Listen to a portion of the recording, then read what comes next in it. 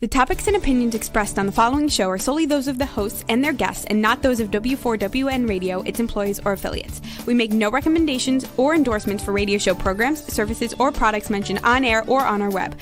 No liability, explicit or implied, shall be extended to W4WN Radio, its employees, or affiliates. Any questions or comments should be directed to those show hosts. Thank you for choosing W4WN Radio.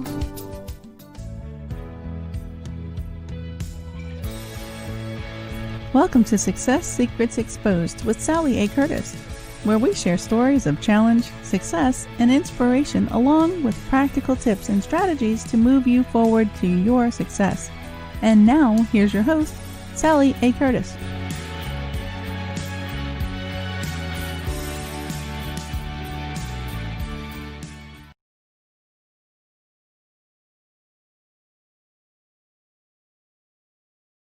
Again. Today we're going to have a radical show, and I'm going to share a little bit more with you in a minute about our guest for today, who is Darrell Gurney. I wanted to share a little bit about myself for those that are new to the show and those that I'm yet to meet. I'm a marketing strategist for consultants, speakers, and trainers. What that means to you is it's my role to help you amplify your voice, your message, and your impact. Now, why I shared that today was I didn't learn that till the later part of my life. I didn't learn it, I didn't know it, and I certainly didn't do it. And that'll become important to know as we move into today's topic and I have my great conversation with Darrell and get to share him with you today. So today's topic is taking a back 40 approach to 2020 to have a radical 2021. Now, I was lucky enough to meet Darrell on LinkedIn a couple of months ago, as I do, and we went on to have a fantastic conversation, what was for me a very early Saturday morning and a late afternoon for Darrell. And I get really, really excited and obviously love to share people that I find that are living their purpose, that are also operating from their inner genius and sharing that inner genius to help others make changes in their life. And that was the way the conversation went with Darrell and why I was so excited to be able to share him with you today. Now, whilst I was actually prepping for the show this morning, I was actually going through some of Darrell's collateral. And one of the booklets that he's going to share with you today that you can actually access today is his 10 tips.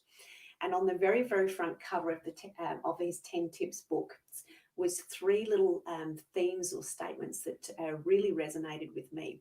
One was see opportunities, play first, and believe. So please help me welcome to our show, Darrell Gurney.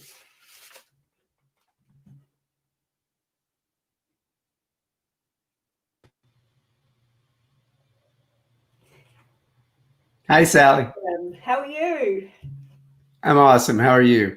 Very well too, thank you. It's as we said earlier, it's been a long time getting to this point to reconnect again, but I am so excited to be able to share you with everybody today. So thank you so much for joining me. Thank you for having me. I'm honored to be on your show. Thank you so much. So can I ask you to give the audience a little bit of a background, some of your career background before we dive into the back 40 information? Sure. Career-wise, my focus has been working with professionals and entrepreneurs in developing their careers. And that's pretty much my focus for the last 30 years. And I've written books on methods for networking, which you are a master of. And I even told you that when we connected on LinkedIn. I said, man, you know what you're doing. And so, so anyhow, that was an initial admiration I had of you. And so that's been the focus of my career is as a coach, a counselor, executive coach, and career transition advisor. Beautiful. So can you tell us a little bit about what the back 40 means? Sure. So it's interesting because you shared how your life kind of went a whole different way than you had planned. You didn't go study at an early age or think I'm going to be a speaker and support, people in their marketing and bringing their messages out. So at a similar midpoint in my life, at 40, actually, I was actually in one of the lowest points of my life. I was in a $500,000 custody suit. I was going through a career change.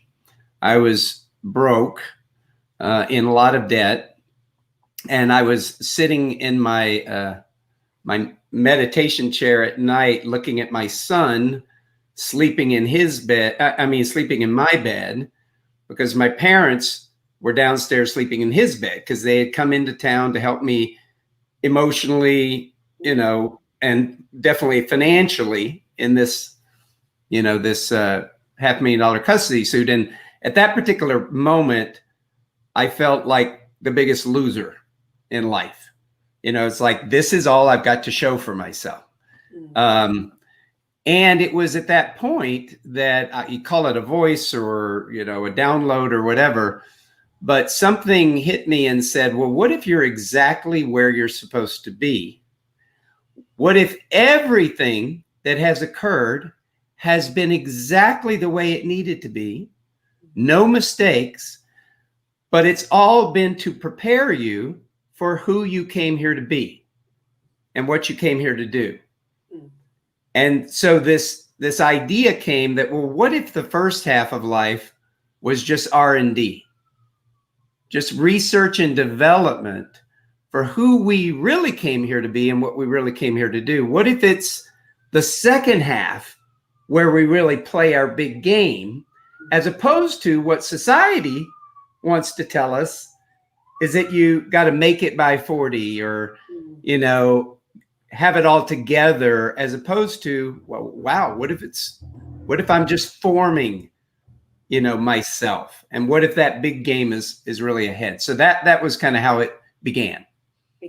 And do you find that you have that tipping point where people have, you shared your scenario. My scenario is very parallel and very similar. My mum had a stroke. She said to me, Sally, stop settling for, when she came out of that stroke, just for a fleeting moment.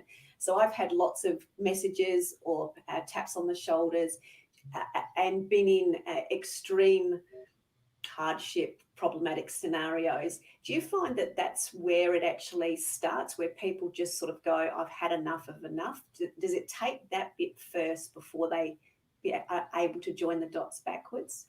Well, I'll speak for myself and, some folks that I've had the privilege to, get to know through this work is, it took a bag of bricks for me, because the ego is very strong. And, we have our, and again, I wouldn't even call it our, but when we, come out and we grow into our teenage years and we get out into life, there's a whole lot of ideas of what we should be doing. Should be married by now, should have this kind of career. Why do you have that career? Because, and it could be voices from parents or society or whatever in general. And so there's this, drive. Now, I don't consider any of it wrong. As a matter of fact, part of the philosophy or the mindset of the Back 40 is everything you're doing is laboratories. It's all, like I said, it's research and development. So that first marriage might have been a laboratory for discovering who you are in relationship, who you want to be in relationship, But what happens is a lot of times that stuff that happens to us, and again, I'm not minimizing the amount of stuff that happens to people, Great description. And yet, if it was a laboratory for discovering who you're here to be and what you're here to do, in other words, rather than see, a lot of times those things happen and people get stopped by them, or they live their life that somehow now they're limited by that thing that happened to them. He left me for a younger woman. My business failed and I was ruined. In other words, all of these things that happen, if we get stopped by them, then life goes the way society tells it to. Society, I think, tells us it's a bell-shaped curve of life. After 40, 50, or 60, your best is going to be behind you. Your best career, your best creativity, best ingenuity, your best hot sex, all of that is behind you. But what if what if those laboratories were just that and if you could look at them from the point of view that, ooh, what did I get out of that? What are the blessings that came out of that? What are I call them self-expression directives that came out of that happening for me, so that now I actually get to become more of who I came here to be. I don't think we come out being who we came to be. I think we're discovering who we came to be. Yeah, great. And that's just a couple of questions have just come in. The first one was, when do we enter the game and when do we start playing it? Well, I think you've answered that, is that the game is this game of self-discovery, so it's continual. Yes. And your level of choice as to how much you dive into it is your level of choice at that time. And one of the other questions is why is it behind us? And I know you're going to sort of answer that as we continue with the conversation. I know I've had a conversation with you and, my dear friend, Peter Nichols here in Australia, who has the same philosophy as you, in that, the next 40 are the best years. So I'll look forward to answering more of that question as we go along. Did you have something to comment on there? Well, I will say something about that. It is a continual process. Here's the thing. I think until we actually wake up, though, to the fact that everything's been laboratories, it's easy for us to carry on some kind of victim idea. In other words, if you ask people, why are you the way you are? They'll say, because of this, because this happened, because that happened, that has me be this way. Well, the problem with that is that if you keep becauseing your way into your later years, you're going to get smaller and smaller and smaller with less and less possibilities. The twist we play on it in the book, The Back 40, is rather than because, what if I was because? In other words, what if I designed it all that way? And again, I'm not minimizing some of the horrible stuff that's happened to people. But if we can even get to a point of looking to see like, oh, what are the blessings? I'm going to force myself to see the blessings that came out of that and what it now makes me able to do. Like you supporting speakers, you supporting people bringing out their brands and stuff like that. That was something that came about by greater discovery of self-expression. And if everything that's happening in our life is giving us that, then guess what? It's not a down and out model. It's an up and out model. Yeah. Right. And so it's not. So we have past to look at, and I have a process in the book I call discovery and expression analysis. And it's based on the idea that your entire life has been a unique and powerful laboratory for the discovery and expression of something. And so when you can analyze all of those things that have happened to you in a way where you see the self-expression directives, whoa, number one, there's nobody to forgive. There's no closure I need to have on my past. I don't have to be complete with it because, hey, I designed it all that way. But now I can start running conscious experiments. Now I can, like you said, in the top 10 tips, we talk about play. What happens very often as people get older is we're supposed to be getting wise, right? As you get older, you get wise. And so you'll find people at 50, 55, 60, and this is how men are. This is how women are. This is the way it is in the world. This is the way the world is. And guess what? They have no possibility. Boxed, yeah. And so I say that kind of wisdom can become your prison. What about at 55? Rather than being scared you're going to look silly or you're going to do it wrong and fall on your face, all those things, we get so concerned about looking good. Yeah. that what if you start your own business at 55? What if you become an entrepreneur at 55? What if you learn salsa at 55 or 70 or whatever? So to answer that question is it's an ongoing process, but now we can be consciously aware of the games that we're playing. And if we can play first and forget about looking good and take on being like a 20-year-old, hey, the world's their oyster. They're not afraid. They're going to fall on their face. What if we could give ourselves that room? Then we can start having bigger possibilities ahead too, and not playing safe. Yeah. Sorry, it's a long answer. No, I love it. Thank you very much. And it actually reminded me of a story I'd forgotten. When Andrew and I, my ex-husband and I separated, Rory was only 5 at the time, and he got very, very, very serious. He became a very serious child. He's quite analytical, but he's very creative at the same time. And I remember him and I going for a walk. And he had there was puddles there, and I wanted him and I to jump in the puddle together to be a bit fun and a bit naughty. And he was like, no, we can't jump in the puddle. And we had a whole conversation about, fun is now. And we did end up jumping in the puddles, and we did get dirty and all the rest of it. And that was a bit of a tipping point for him, because he found the fun again, because we'd had such a serious moment in time in our lives with the changes that were going on. He in that moment was very serious, and it was very important to bring that play back in. And that's obviously why it resonated with me this morning. So thank you very, very much. So just going back to the Back 40, how did you actually begin that process with the new programs and the new launches, and who's it really for? Well, first off, it's been an R&D project for me. The Back 40, the book itself is only now available for pre-order. Okay.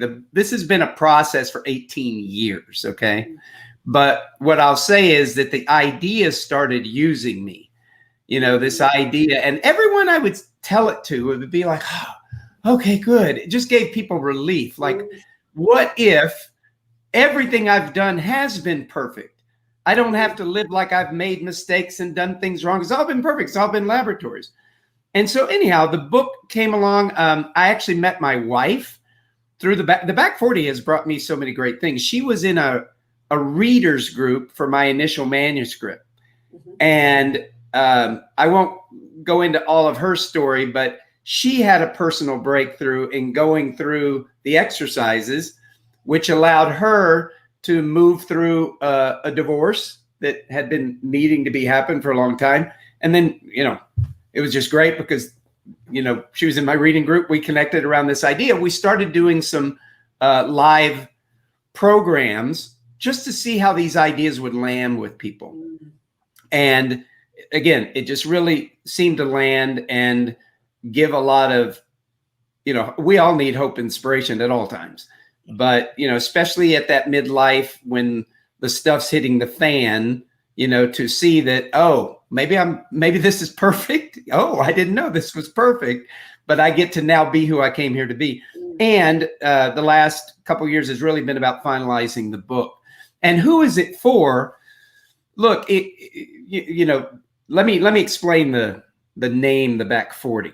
So I know it was popular in Britain, but I don't know if Dallas 20 years or 30 years ago was popular in Australia. Okay. It was a family show. We watched exactly. And so I grew up in Texas, but the point is that the Back 40 refers to that back part of a farm or a ranch that is yet uncultivated and yet has infinite growth potential. So the metaphor is that, okay, the second half of our life is really this uncultivated patch with infinite growth potential, depending on how we hold it, as opposed to this, if we hold it like that. And so who is the message for? Well, obviously it's for those of us 40 and above, but the point being is that a couple things. All of us are looking for purpose.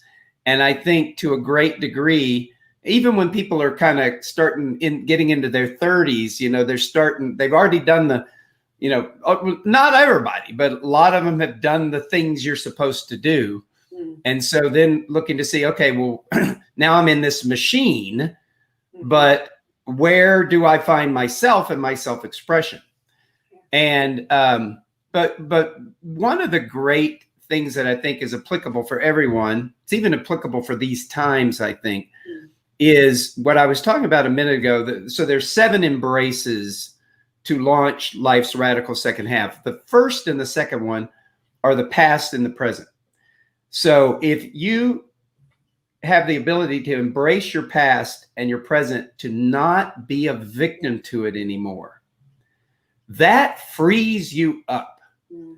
And if you can put yourself in a place where, again, even that most horrible thing that you think happened to you and limited you, if you can put yourself into a place of appreciation for what it now gave you, what it gave you to be, what it gave you to do, then you're freed up. And if you can cause your past, guess what? You can cause your future. And so I think that's, that is a great aspect of this that people across the board, all ages, have been able to benefit from. Yeah, very much so. Thank you. And I think it's very important. And one of my self-realizations was that we're always and continually evolving. And through that evolution, and each time we evolve through that next cycle, if you want to call it a cycle, having the ability to look back retrospectively and then join the dots to go, oh, that was the lesson. Okay, that leads to that. That's why I now do what I do. You touched on, and I'm going to go back to the word purpose, and you touched on how people are really looking for that and finding what their purpose is. I've certainly noticed that very dramatically in my industry. With COVID and everything that's happened, people are becoming more purposeful. They're asking the question now, what am I actually here for? And perhaps I've had that slap on the back of going, hey, perhaps this isn't what I was here for, or perhaps I'm living somebody else's story. So, and you also started to talk about why it's so important now. So I'd love you to dig into that a little bit more now as to why what you're doing with this Back 40 and helping people map out their future is so important because of what's occurred in the world just of late. Sure. And I mentioned that it was a long process and R&D for me that the book actually came into form, after many, many years and many iterations. So we just went public with it in a pre-order kind of campaign that's going on. But the point being is why we actually wanted to move it out now is because this is exactly a time where people are getting, look, in the run of the rat wheel. Do you know what I mean by the rat wheel? The rat on a wheel. In the run of the rat wheel, most of us don't have time to take stock and really, think about things. And all of us in these COVID times, unless we're getting hooked on Netflix or, something like that, it's a great time to actually kind of reassess. And as the world is going to change so much out of this, it already has changed so much, right? But it's going to be a different world. It's a great time to design a different, I won't even say different you, but it's a great time to discover a real you. And what I find through the 7 embraces is that people can really do a midlife makeover. Yeah. And again, just to clarify, if people are wondering, the first embrace is your past. And again, as I said, your past and your present, embracing them in such a way where you're not a victim. We play a little game here around the COVID thing if you want to. Again, obviously none of us wanted this, but if right now, Sally, I asked you, and this isn't going to be a panacea, and this isn't saying, that we wanted all this, but it's really a mindset shift that starts to put you more in charge versus at the effect of things. Can I just ask you, if I said, tell me 4 blessings that have come out of this COVID thing for the last 9 months in your life? What are 4 blessings, things that wouldn't have happened anyhow? Do you have any idea of what those would be? Yeah, absolutely. So for me, first one was I saw my community. So my community of professional speakers suddenly go into massive service for their clients and really collaborating with each other. That prior to that, it was an industry that was a little bit, we're all in this together, but we're all competitors. So I saw massive collaboration and service. For me personally, I went into high delivery mode to help a lot of the speakers. But what then came out of that afterwards was then the stillness and the, oh, wow, I like doing this. I could perhaps do more of this. If I was to do more of this, what would it look like? And that was how the radio show started, and then the TV show. So obviously that was a godsend. It gave me the opportunity to have more great conversations and connections on LinkedIn because I wasn't able to go out and connect face to face. So I went back to another form of doing that, which was obviously how we met. And then I've had more time at home with a 17-year-old teenager. Okay, well, is that a blessing? No, I'm just joking. Yeah, absolutely. So I've been very, very lucky, and I've got lots of friends that refer to their teenagers as the grunting folk at home. And Rory's never been that. So we've had lots of animated fun. So during those times, we've been back cooking in the kitchen together. We've been experimenting. We've been mucking around with the dog. We've just had different conversations because we've had to stop and actually be very present.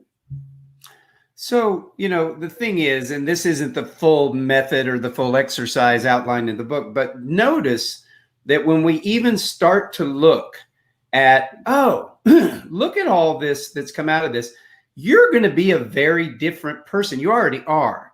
You're now a radio host, TV host, all of this. It's like your life has gone a different trajectory based on this. Mm-hmm. And not like you, Sally Curtis, alone said, okay, I'm going to bring COVID out of the universe so that this could happen, right? So not like crazy, but when you can start to see, you know what? This is actually giving me direction. To who I am really came here to be. And guess what? If COVID had not come along, you and I might not be doing this right now. You may not be helping the speakers and everything in the way that you are. Okay. So anyhow, there's embracing the past and the present, embracing your gifts, because when you get, to be 40, 50, 60 or whatever, most of your gifts came from the school of hard knocks and the school of life versus what you learned in school. And so really taking the time to do an inventory of what are the gifts, because a lot of times the gifts that people have developed, and I've been coaching people around their careers, most of my life, but the real gifts were not a skill or a trade, but it's something that evolved organically that, guess what? If you are really here to fulfill a purpose, maybe a lot of times people feel locked into what they've done, but you've already proven that no one's locked in. So becoming aware of your gifts at midlife, becoming aware, embracing your new values, because your values are very different than they were 10, 20, 30 years ago. And if you keep operating on obsolete values, sometimes we got to take an inventory. Embrace number 5 is your initiation. Some people call that midlife crisis. That got my attention. Yeah. We actually call it midlife opportunity. Yeah. Because again, if you're going to operate from this idea that the first half is just R&D, then guess what? When you hit that point, it's like you said, it's either I'm tired of this, that may be the first expression of it, but what comes after I'm tired of this is okay, so what allows me then to break out of this? And again, that's where the kind of the discovery and the expression analysis comes in. Embrace number 6 is your purpose. Now you brought up your purpose. Yeah. so many people feel this pressure to find their purpose, my purpose. And we can pressure ourselves completely out of the game because we can operate, or we operate as if there's this one piece of the puzzle. If I find that one piece. Sally, have you ever put together a jigsaw puzzle? I have. You ever get to these, there's times where there's like, oh, I need to find this one piece. And everybody gets focused on finding that one piece. But guess what? What if you kind of relax on that one piece and take what you have and put together everything else that you have? Number one, that one piece may show up. But number two, even if it doesn't, look at the picture you've created. And so when you can really, inventory those gifts and relieve yourself of any mistakes from the past and actually start to look at what gives you joy now, what gives you juice now, then people can start playing with purpose. In other words, versus I got to find it's like I call it purposeful practice. Yeah. See what gives you joy. Go start practicing, playing in it, jump in the puddle, get muddy. One of the coaching things I tell a lot of people sometimes when they're afraid they're going to look stupid or trying something new, I say, play ugly, play dirty, get messy, because then at least you're in the game and you can huddle and see what you learned and go play again, because that's what kids do.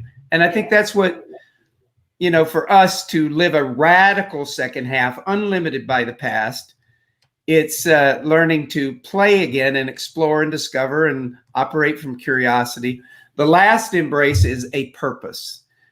The last embrace is a presence, meaning, when you can start to make yourself available, free from your past, can you also make yourself available for something to start to use you, kind of like this back 40 has used me.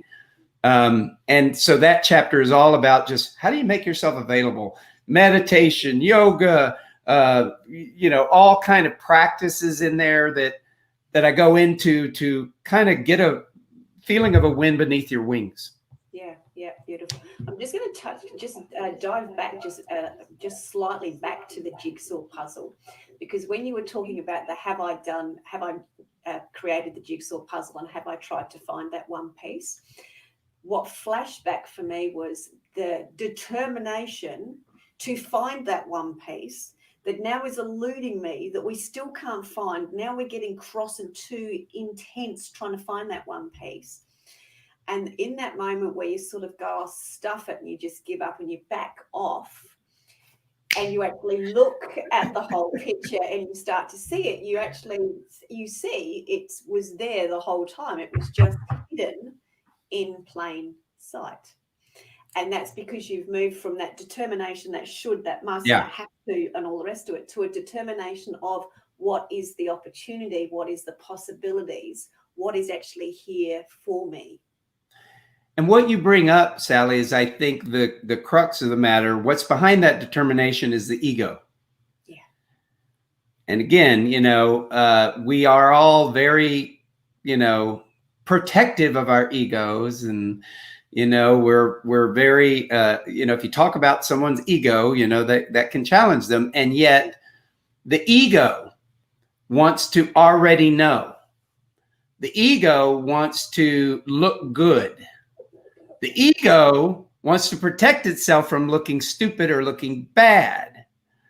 And so again, if we're going to create a radical second half, unlimited by any supposed, anything from before, it's going to take letting go of the ego as well. And that's why in the chapter on a presence, it's really about how much can we start to let go of our design or our idea of what it's got to look like. Yeah.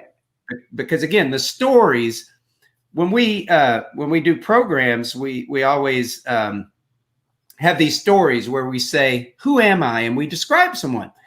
And by so many people that became, quote, famous, or they became known for something, didn't even start it until they were 60, 70 or whatever, right?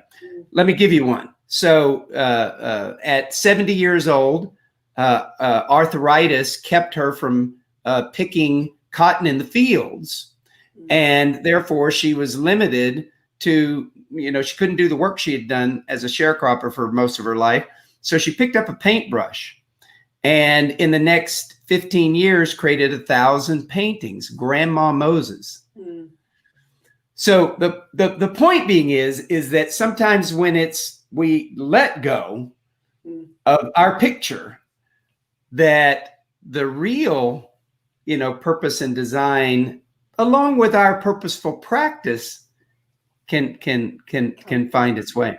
Yeah, I think that's such a great lesson, and that's been the biggest one for me, is to stop that. I refer to it as rushing woman, where this is a very strong reflection on me, where I've got hold of that thing, I've got hold of that vision, and I'm marching forward, and I'm just doing that's and I now know that's the ego, and it's the moving forward. And yes, I am fast paced, and yes, I do get stuff done and those sorts of things. But there was a time where I was so determined, and I was getting really like that. And you can hear and feel the tension already. And for me, what the gift was actually having to stop due to ill health a couple of times, and then going, perhaps, joining the dots, perhaps I should not do that. And then, as you've alluded to, having some daily purposeful practices, whatever they need to be for you. And that was, for me, was stopping and meditating, and just not being in, the easiest way for me to describe it is not being in force, but allowing flow. Yeah. And having the ability to look back and join the dots and have a laugh with the universe. That, yes, thank you very much. I love your sense of humor and catching the pieces and going from there. If COVID-19, and again, I'm not minimizing that. A lot of people are, there's real struggles going on. So some people may right now not even have the time to really do that self-exploration or whatever. And, for those of us who are blessed enough to have a little bit of space to do some exploration, this could be the time where we got off the rails a little bit, to look to see, what's, versus that determination going to make it happen, look to see what's real that's calling to us. So many people have heart attacks. They put themselves, into a situation where the health fails and it wakes them up. But, if we can wake up before our body has to wake us up, all the better. Just had a good question and come up on the thing. We've had a couple. Should we get off the rails before we fall off the rails? My answer to that would be yes, if you know that that's the case. So what would your experience be with the people that you work? Have they got an awareness that they're on the rails and that they're needing to get off? Or where are they at with realization? Yeah, everybody's got to dance with their own situation, right? I mean, if the light bill needs to be paid, but at the same time, you got to keep the light on in your own soul. Mm-hmm. So it's a dance, isn't it? I think a lot of times, Sally, it's the awareness, because I think what happens is that we get knocked off the rail because we're not even paying attention. Yes. We're not doing the self-care. We're not doing the introspection. And again, that's why these times are a blessing in the sense that, you know what? My wife and I, we were, seeing each other every now and then, but she's going to the gym this night and I was doing this and stuff like that. I'm sitting right now in our dining and living area, and our barbells are right below me. We work out together now, here 3 nights a week. We've developed our relationship is just a whole other place. So in other words, if you become aware and you can start making those little by little inroads, maybe you save yourself from that big wake up call, and you can gradually move into that transformation. But I think it's really just, being aware that's a direction you want to go. It doesn't have to be any drastic things, unless, of course, sometimes people do a drastic thing, and that if that works for them, that's cool too. Yeah, I often talk about sometimes we get the little feather, the little tickle from the universe about wake up, come on, wake up, and then we get the brick. And then we get the Mack truck. So my mum's stroke was the Mack truck, but I can look back now and I can actually see all of the join the dots. Oh, that was the feather. There was the bricks, and then there was the Mack truck, which was the big wake up call. So well, that's I love the metaphor, and I would say that my life prior to this wake up call that I had, and by the way, I was in that situation of my own design. I'm a very different person now than I was that had me in a $500,000 custody suit around my son. But the point being is that I've now at least developed some semblance of noticing a feather. It used to only be Mack trucks. Yes, that was so true for me too. It was only Mack trucks, but now I've sort of, that's such a great description of the evolution that you have where you do start to see the feathers. Thank you. Yeah, that's great. So tell us a little bit more about the book and how people can connect with you. We have had the ticker going along the bottom, which does have the website details for people to be able to order the book and get and also get those downloads from you. So tell us a little bit more about how people can connect with you. And it's just going across the ticker now. Thank you, Rebel. Great. So tell us a little bit more. Good. And I see you have our website there. I would love folks to check out our website where the book is, though, right now, where they could pre-order the book. And by the way, we've set this up where we want to give everything we can to support people to engage in this mindset and these methods right away, even though the book is yet to come, several months out. And so we have a lot of bonuses there, whether it be 3-part master classes that everyone who buys the book gets to participate in, or online programs that are going to be free for them, or even coaching, one-on-one coaching we're happy to provide. But if people, this is a bit.ly, so I don't know if people are familiar with bit.lys, but if you go to bit.ly, bit.ly, so bit.ly / back 40 new book, and it's spelled out FORTY. So it's bit.ly, bit.ly / back 40 new book, and they can pre-order a first edition autographed copy of the book along with all of those bonuses that we have available. Yeah, beautiful. And just going in this scroll, when you go in to get the downloadable gift from Darrell today, which is his 10 tips, the link is actually in there for you to go through to the book, and that's going along the ticker. It'll also be up on the radio station's blog. It'll be as a link underneath this video when it goes up as a replay, and of course in the Facebook community, etc. as well. So that's great, and people can connect with you through your website and as I did on LinkedIn. As well. I'm going to take your class on LinkedIn, because that's just been such a blessing. And now see how it works. I've connected you to others. You've connected me to others. It's just what an angel you are on LinkedIn. Oh, thank you. But that's where I discover all these pots of gold with all these fabulous people that are making a difference and helping, certainly helping others out. So thank you very, very much. Just as a bit of a tying off, because we do still have a few little minutes left, what would be your either top 3 tips? What would you suggest people do or can do today or do right now to help themselves have the self-discovery or start to lead themselves on that self-discovery journey? Well, I think first things first is, as we talked about here, get on top of this COVID thing versus being at the effect of it.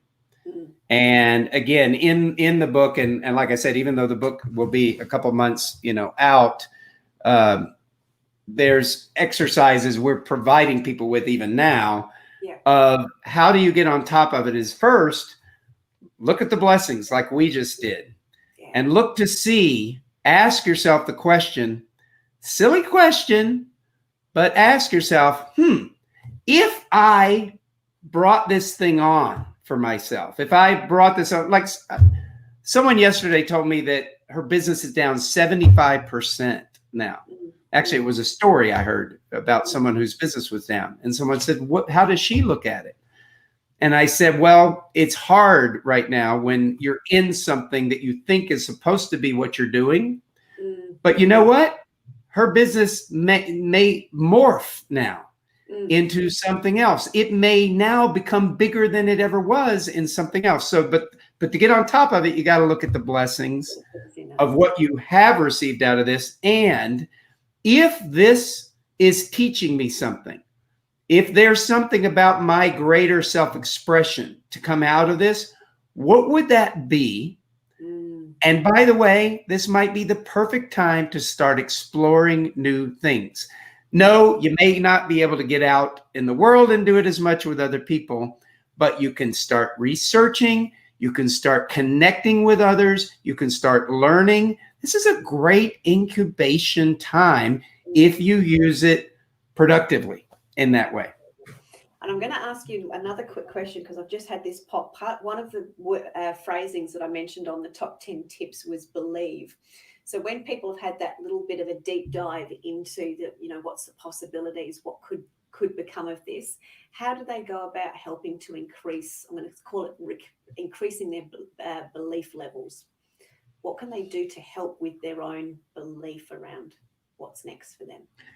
It's really going to takes a personal mindset shift. Look, a wise man once told me this. You can operate in life two ways. You can operate like you are at effect, or you can operate like you're at cause. Now, neither of them is true. But you got to make a choice, and everybody makes a choice. If you choose to operate like you're at effect, that shapes your world because you are then blown around like the leaves on the trees. Okay. You have nothing to say about the way life's going to go. If you choose to operate that you're at cause, that you have a say around it, it's just going to be a different world. And again, it's just choosing. So if believing comes from choosing that I have a say and operating from that. Thank you. Thank you very, very much. Darrell, I can't thank you enough for sharing your wisdom with us today on the show. Thank you so much. Thank you for all the great connections you've provided.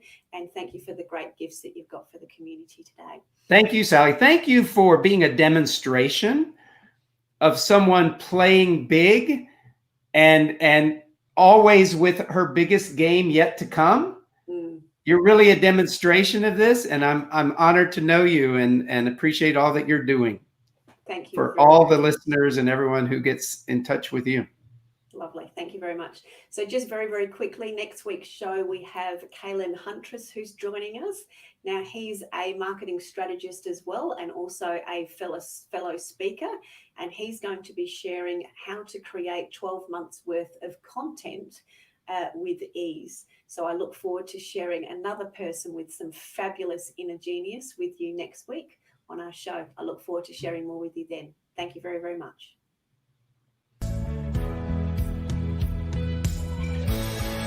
That's it for this week's episode. Thank you so much for joining us. I trust you got some inspirational tips to move you forward. See you next Thursday at 7 p.m. Eastern for more Success Secrets Exposed.